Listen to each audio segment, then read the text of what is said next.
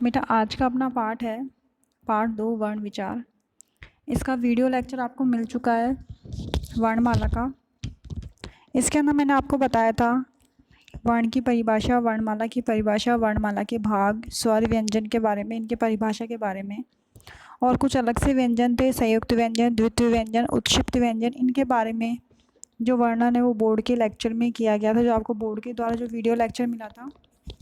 और अयोगवाह के बारे में बताया था, आपको आगत ध्वनियों के बारे में बताया था। आज अपन करेंगे इसके अभ्यास प्रश्न। पहला अपना प्रश्न है व्यंजन माला लिखिए। आपको ये व्यंजन दे रखे हैं कै वर्ग, च वर्ग, ट वर्ग। इसमें आपको कुछ नहीं करना, केवल इनके व्यंजन लिखने हैं। जैसे क, क, ग, घ, ग, ये पांचों व्यंजन आ जाएंगे। च, छ, ज, झ, ज्ञ, ट, ठ, ड, ढ, ण। और ठ वर्ग नहीं होता है, ठ वर्ग के स्थान पर आपको यहाँ पर तय वर्ग करना है। ये मिसप्रिंट हो गया है यहाँ पे, इसकी जगह पे आपको तय वर्ग करना है। क्या करना है? तय वर्ग। ठीक है। और आगे अपना आता है प्रश्न नंबर 2, अयोगवाह तथा अतिरिक्त व्यंजन लिखिए। जो आपके अयोगवाहों की संख्या है वो आपकी किताब में 4 दे रखी है। उन 4 आपको अयोगवाहों की संख्या लिखनी है और उनके नाम लिखने हैं कि अयोगवाह कौन कौन से होते हैं। अनुस्वार, विसर्ग, अनुनासिक, इस तरह से ये 4 आ जाएंगे। दूसरे वाले में आपको अतिरिक्त व्यंजन लिखना है। अतिरिक्त व्यंजन में संयुक्ताक्षर, द्वित्व, उत्क्षिप्त, इस तरह के व्यंजन आ जाएंगे। और फिर अपना अगला प्रश्न आता है रिक्त स्थानों की पूर्ति कीजिए। जिस ध्वनि के खंड ना हो उसे क्या कहते हैं? वर्ण। वर्णों के व्यवस्थित समूह को वर्णमाला। वर्णों के कितने भेद हैं? 2 भेद हैं, स्वर और व्यंजन। जब 2 अलग अलग व्यंजन एक साथ प्रयोग होते हैं तो उन्हें क्या कहते हैं? संयुक्ताक्षर। व्यंजनों का उच्चारण स्वरों की सहायता से होता है। वर्णों को अलग अलग करके लिखना क्या कहलाता है? वर्ण विच्छेद। अनुस्वार तथा अनुनासिक का प्रयोग करके सही शब्द बनाइए। संबंध, इसमें अनुस्वार लगेगा। संधि, इसमें भी अनुस्वार लगेगा। चहूँ, इसमें क्या लगेगा? चंद्रबिंदी लगेगी। अनुनासिक। कांच, इसमें भी चंद्रबिंदी लगेगी।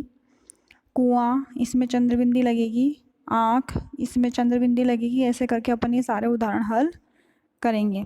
आगे अपना आता है संयुक्त व्यंजन का प्रयोग करके 2-2 शब्द बनाइए। मैं आपको एक एक उदाहरण बता रही हूँ, बाकी आपको खुद करना है। जैसे श का एक उदाहरण में बता देती हूँ, क्षमा। श्र से क्या बनेगा? श्रवण। त्र से त्रिशूल। ज्ञ से ज्ञानी। आपको बाकी के 4 उदाहरण आपको अपने आप लिखने हैं। निम्नलिखित शब्दों में से आगत स्वरों वाले शब्द छांट करके लिखिए। आगत वाले कौन कौन से हैं? पहला एक तो ऑक्सीजन है, ओ, जिनसे ओ की ध्वनि निकल रही है। डॉक्टर। आगे के आपको अपने आप करने हैं। आगे आता है अपना द्वित्व व्यंजन लिखिए।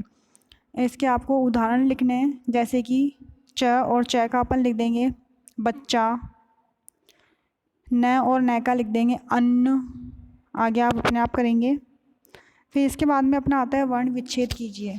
इसमें अपन को वर्णों को तोड़ तोड़ के लिखना है। जैसे विमल, व प्लस ई प्लस मै प्लस अ प्लस ल प्लस अ। आगे मैं आपको आशीर्वाद का बता देती हूँ। जैसे आ प्लस श प्लस ई, बड़ी ई आएगी, प्लस र प्लस व प्लस आ प्लस द प्लस अ। इस तरह से वर्ण विच्छेद करेंगे अपन। आगे आता है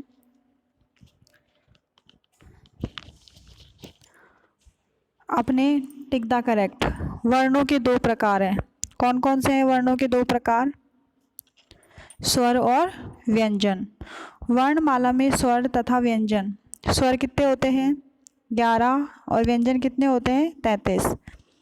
स्वरों के कितने भेद हैं? कितने भेद हैं स्वरों के? अपन ने कितने भेद पढ़े थे? स्वर, ह्रस्व स्वर, दीर्घ स्वर और प्लुत स्वर। कितने हो गए? 3 भेद। आगे आता है 2 व्यंजनों के मेल से बनता है। क्या बनता है 2 व्यंजनों के मेल से? इनमें से कुछ नहीं बनता, कोई नहीं। 2 व्यंजनों के मेल से क्या बनता है? संयुक्त व्यंजन बनता है। तो इसमें संयुक्त का ऑप्शन नहीं है, तो अपन कोई नहीं पे टिक लगाएंगे। यह र ल व कौन से वर्ण है? ये अंतस्थ। श के साथ र मिलाने से क्या बनता है? क्या बनता है? श्र बनता है, श्रवण वाला। विसर्ग का उच्चारण किस के रूप में होता है के रूप में होता है। जैसे रामः, बालकः। आगे आता है व्यंजन के उच्चारण में सहायता लेनी पड़ती है स्वरों की। द्वित्व व्यंजन पर निशान लगाओ। द्वित्व क्या होते हैं? जो दोनों सेम रहते हैं, जैसे च और च। वर्ण विच्छेद का अर्थ है, वर्ण विच्छेद का क्या अर्थ होता है? अलग करना।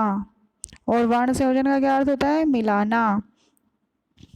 इस तरह से अपना ये वर्णमाला वाला टॉपिक जो है वो पूरा होता है। आगे आपको वर्कशीट मिल जाएगी। अगर वर्कशीट हल करने में कोई भी परेशानी होती है तो आप कमेंट बॉक्स में कमेंट करके एक बार दोबारा से वर्णमाला समझ सकते हैं, या फिर जो बोर्ड का जो वीडियो लेक्चर मिला है उसे आप दोबारा से देख सकते हैं।